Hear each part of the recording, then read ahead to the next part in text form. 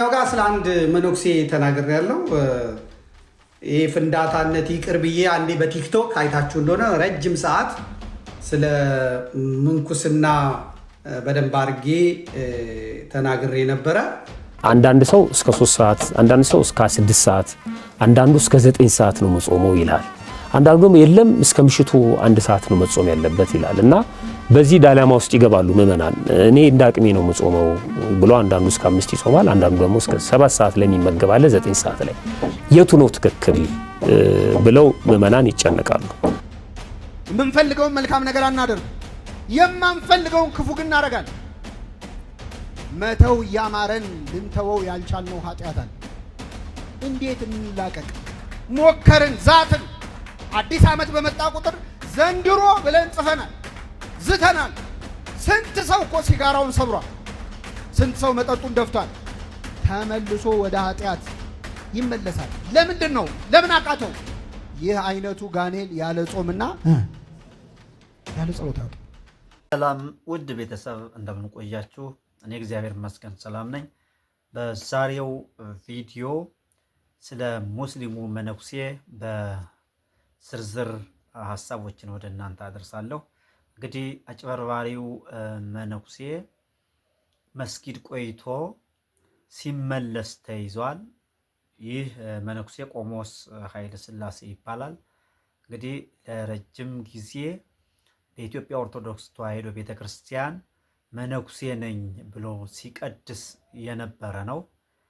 እንግዲህ በዚህ ሰሞን መስጊድ ቆይቶ ሙስሊም ሆኖ መስጊድ ቆይቶ ሲመለስ ተይዟል። ስለዚህ መነኩሴ አጭር ታሪክና መረጃ ወደ እናንተ አደርሳለሁ። ሌላኛው የጾም ትክክለኛ ሰዓቱ ስንት ሰዓት ነው? እስከ ስንት ሰዓት ነው መጾም ያለብን? እስከ ስንት ሰዓት ነው መጾም ያለብን? የጾም ጥቅሙስ ምንድን ነው? እንዴት እንጾም? የሚሉትንና ሌሎች መረጃዎችን እንግዲህ ወደ እናንተ አደርሳለሁ። ለእነዚህ ጥያቄዎችም በመምህራን በቂ ምላሽ እንዲመለስ አድርጋለሁ። እስከ መጨረሻ ተከታተሉ፣ የሚጠቅማችሁ ነውና ይህንን ቪዲዮ ለብዙ ሰዎች እንዲደርስ ላይክ አድርጉ። ቤተሰብ ካልሆናችሁ ይህንን ቻናል ሰብስክራይብ በማድረግ ቤተሰብ ይሁኑ። ወደ መረጃው ወስዳችኋለሁ። ጋር ስለ አንድ መነኩሴ ተናግሬ ያለው ይሄ ፍንዳታነት ይቅር ብዬ አንዴ በቲክቶክ አይታችሁ እንደሆነ ረጅም ሰዓት ስለ ምንኩስና በደንብ አድርጌ ተናግሬ ነበረ እና ዛሬ ያ መነኩሴ ሰግዶ ሲወጣ ተይዟል። መስጊድ ገብቶ ሰግዶ ሲወጣ ተይዟል ማለት ነው። ደግነቱ የተያዘው ደግሞ አዲስ አበባ ምናምን ቢሆን ያው ትግሬ ስለሆነ እንዲያደረጉት እንዲሆነ ይባል ነበረ። ነገር ግን እዛው ትግራይ ውስጥ ነው የተያዘው ትግሬው ልጅ እና ቆሞስ ነኝ ነበር የሚለው የምትመለከቱት ነው። ብሬስ አሰርቷል፣ ቆቡን አድርጓል፣ ካባ አድርጓል እና የሚናገረው ትግርኛ ነው። ያው ቦታ ይከፈትለታል። ቤተክርስቲያኗ መስፈርት የላትም። የት ገዳም ነው ያለው፣ የት ነው ያለው፣ ማነ ምንድነው አይባልም። ሲመስለኝ የቤተክርስቲያኒቷን መዋቅር በሙሉ አጠቃለው ይዘውታል። አሁን ኮንፊደንስ የሚሰማቸው ፕሮቴስታንቶቹም ጽንፈኞቹ ማለት ነው፣ ሙስሊሞቹም ወሃቢያዎቹ በኢትዮጵያ ኦርቶዶክስ ላይ ልበ ሙሉ ሆነው የሚናገሩት መዋቅሩን እንደያዙት ይሰማኛል። ወጣት ለማለት እዩ ብሃመይ ተናዲድ ተልካ ዳጋውር ሰራዋት የለገልግልሃልካ ብዙሕ ሰብ ሸዊድካ ኢኻ ኣብዛ አሌክስ ሱርዲ ገለል እሞ ሃመይ ኢልካ ተናጊርካ ግን ዝኹሉ ህዝቢ ተኣኪቡንዮ ቆሉለ ብሰለስተ ነገራት እዩ። ሓደ ነገራት ሃይማኖትካ ምቕያርካ ኣይኮነን። ሓደ ናተዋህደ ኣማኒ ለኣኻ ጸሎት ይገብረልካ ካብቲ እምነት ተወፂም በይ ብግዲ ተመለስ ኣይብሊ። ሓደ ሙስሊም ግን ኮይኑ ክነግረካ ሙስሊም ነይሩ ኦርቶዶክስ ተኮይኑ ናጋለለ ተመሊሱ ድሕር ናጋለለ ኦርቶዶክስ ኮይኑ ኣብ ሓንቲ መዓልቲ ናሳለመን ድሕር መስቀል ለሳልም ወይም ሓንሳ ድምፂ ሓደ ሙስሊም ነይሩ ኦርቶዶክስ ኮይኑ ቀይሩ ሙስሊም ለማዓንተ ኦርቶዶክስ ለማዓንተ ኮይነሲ ድሕር ናጋለለ ልሰንበት ተመሊሱ መፅዮ ኣነ ሙስሊም እየ ኢሉ ድሕር በኣንጎል ልጫወት ኮይኑ ሙስሊም ይሓዝን ዲ ይሓዝን ሙስሊም ሕብረተሰብ ይሓዝን ዶ ይሓዝን ኸዚ ንሕና ብምንታይ ሓዚና መፂና ኣብዚኣ ብንግሆ መፂና ኔና ሙስሊም እየ ኢልካ ኣውጅኻ ብምዃንካ ልጥይቐካ ማንም ኣማን የለይ። ንምንታይ ሕጊ ማንም አይነት እምነት ክትቀይር ማንም ክትሆን መሰልካ ትክክለኛው የጾም ሰዓት እስከ ስንት ሰዓት ነው? ብዙ ሰው ይጣላል፣ ይጨቃጨቃል፣ ይተቻቻል። እስከ 8 ሰዓት የጾመውን እስከ 9 ሰዓት የጾመው ይመጣና አሁን ጾሞ ሞታል ይላል። እስከ 9 ሰዓት የጾመውን ደግሞ እስከ 12 ሰዓት የጾመው ይነቅፈዋል። አንዳንድ ጊዜም ቅዳሴውን የሚተቹ አሉ። መብሬ ገሌማ አሮጡት ቅዳሴ ጾሙ ሳያልቅ ቅዳሴው አለቀ የሚሉ እየተተቻቹ እየተነቃቀፉ የሚጾሙ ሰው የሰዓት ክርክር አለ። እስከ ስንት ሰዓት ነው የምንጾመው? አንዳንዱ በራሱ ወስኗል።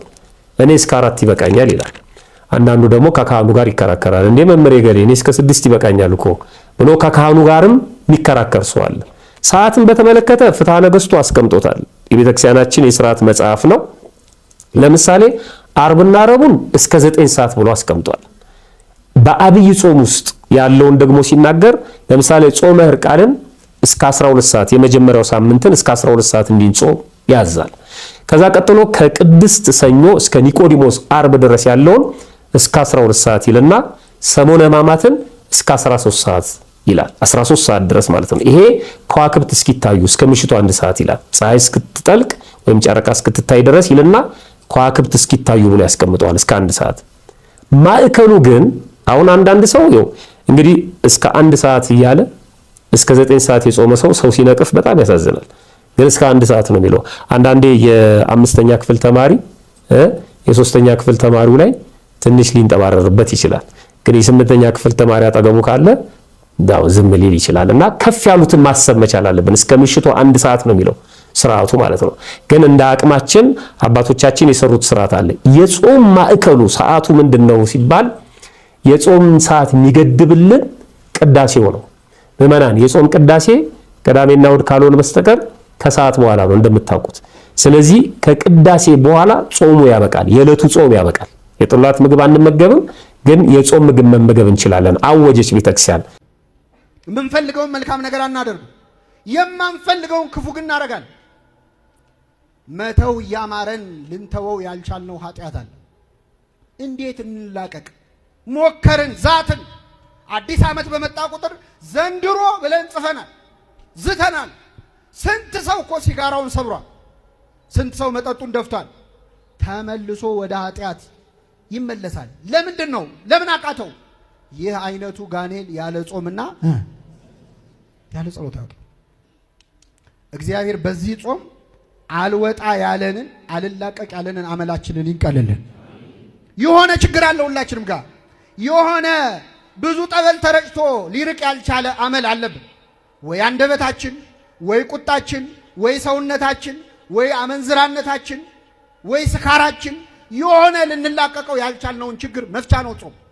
የታመሙና ያረጁ ሴሎች ጾምን መቋቋም ስለማይችሉ ይወገዳሉ።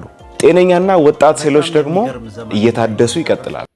እናም መስጊድ ውስጥ ቆይቶ ሲሰግድ ቆይቶ ሲወጣ ተይዟል። ስለዚህ አጭበርባሪ መነኩሴ ነው። መነኩሴ ትክክለኛ መነኩሴ ሳይሆን ሙስሊም ነው ማለት ነው። ማንነቱ ሙስሊም ነው። ነገር ግን ቤተክርስቲያንን ለማንቋሸሽ፣ ቤተክርስቲያንን ለማዋረድ፣ መረጃ ለመውሰድ የውሸት መነኩሴ ነበረ ማለት ነው። ይህ በሕግ ሊቀጣ ይገባል። ሕግ ሊይዝ ይገባል ማለት ነው። ሌላኛው ስለ ጾም አንዳንድ ነገሮችን ወደ እናንተ ፎርዋርድ ላድርግ። እንግዲህ መምህራኑ እንዳስተማሩት ነው የሚሆን በጥቅሉ። ነገር ግን እስከ 5 ሰዓት እስከ 6 ሰዓት ከጾምኩ ይበቃኛል እንላለን። መጾም አቅሙ እያለን ጉልበቱ እያለን የማንጾም ሰዎች አለን። ትክክለኛ ሰዓቱ የምንበላበት ሰዓት ጾመን የምንበላበት ሰዓትን እንኳ የማናውቅ ሰዎች አለን። እንግዲህ ትክክለኛ ሰዓቱ እስከ ቅዳሴ ሰዓት ነው። ከዛ በኋላ የሚጾሙ አሉ። እንግዲህ ትሩፋት ነው። በተለይ የመጀመሪያው ሳምንት አብይ ጾም የአብይ ጾም ሳምንት እስከ 12 ሰዓት ነው የሚለው። በተለይ ሕማማት ደግሞ እስከ እርበት እስከ 1 ሰዓት እስከ ይሰርቅ ኮከብ ይላል። ኮከብ ወጥቶ እስኪታይ ድረስ፣ ያም ማለት እስከ ምሽቱ 1 ሰዓት ድረስ እንድንጾም ነው የታዘዘው ለማለት ነው። ጾሙ የበረከት እንዲሆን እግዚአብሔር ፈቃድ ይሆንልን። እንግዲህ በጾም ብዙ ጥቅም ማግኘት እንችላለን።